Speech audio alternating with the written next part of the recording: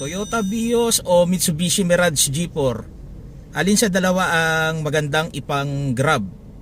Mga kagulong, ayan. What's up mga kagulong? Okay, for this video, ang topic naman natin ay may isa tayong kagulong na nagtatanong, humihingi ng opinion natin kung ano daw ang maganda sa dalawa na ipang grab, kung Toyota Vios ba o Mitsubishi Mirage G4. So bago natin umpisa itong videong ito, hiningi ko muna ang inyong suporta mga kagulong, mga kagrab natin dyan. Kung kayo ay mahilig sa mga usapang ganito, usapang sasakyan, usapang grab, may kinalaman sa mga ganitong topic, ay hiningi ko po ang inyong konting support na paki-subscribe po itong ating channel. So bago natin umpisa itong video nito, intro muna tayo.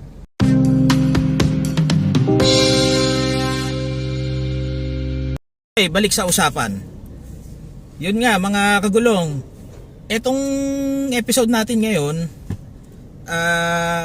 since ang topic natin ay usapang sedan, dalawang model lang naman ang ating i-compare dito. Itong in demand ngayon na pagdating sa grab business, mga kagulong natin na gustong pumasok at ayaw naman kumuha ng malaking monthly, na magbabayad sila malaking monthly. So sa sedan, usapang sedan tayo, Toyota Vios o Mitsubishi Mirage G4.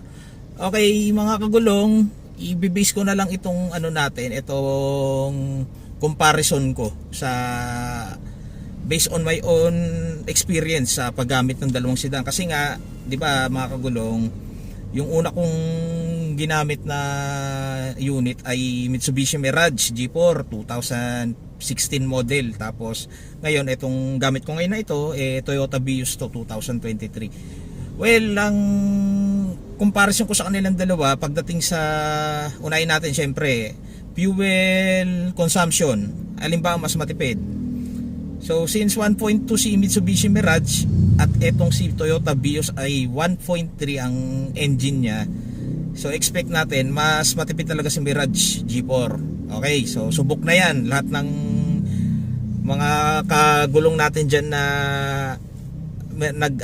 nakagamit ng Mirage, talagang pag-usaping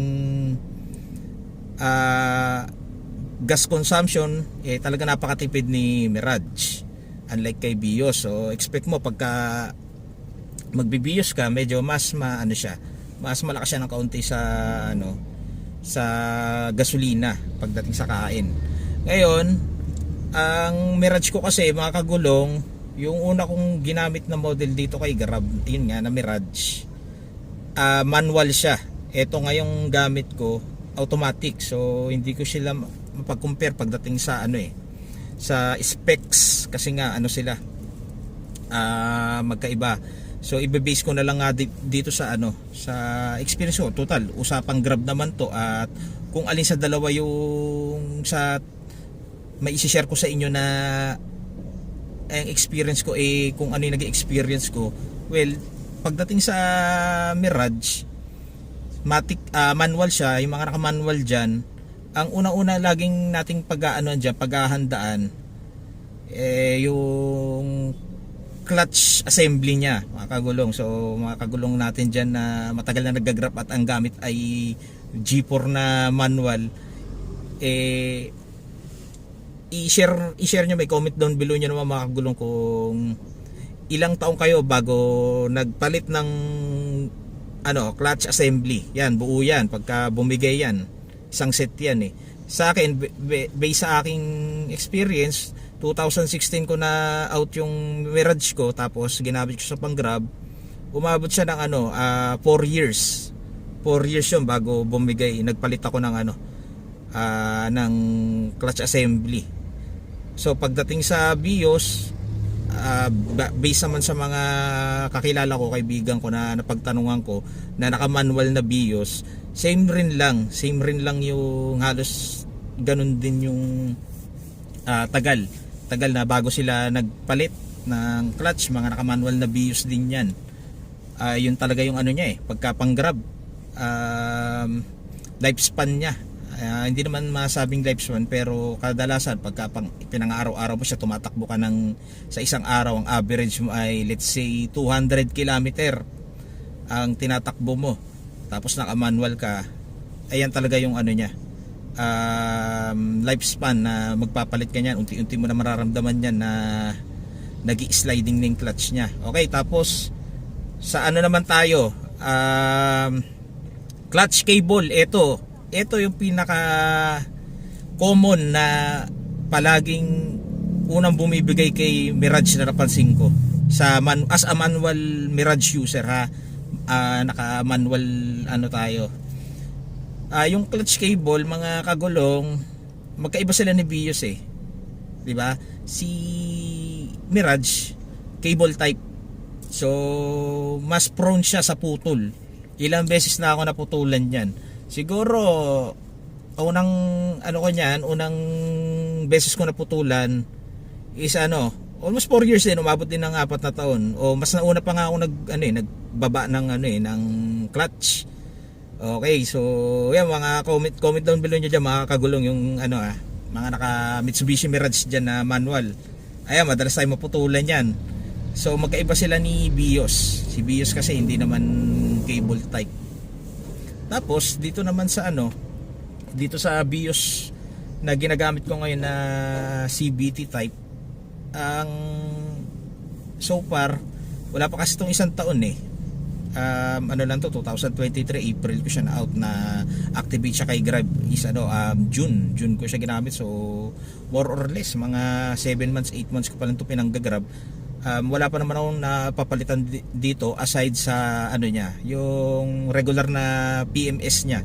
Every 5,000 nga chini-change oil ko. Okay, so fuel efficiency, mas lamang para sa akin si Mirage. Pagdating sa mahalaga to, durability, yung tagtag, yung pagka nalulubak kayo. Ako, based sa experience ko, medyo mas preferred ko si Vios. Mas maganda sa akin pagdating sa tagtagan, sa lubakan. Ang kagandahan nito ni Vios, pagka nalulubak ako, or yung iba nating kabios diyan na naka-Vios din na pinanggagrab or pang personal, pang private, medyo mas maganda sa mas matibay sa mga lubak. Hindi mo siya mararamdaman yung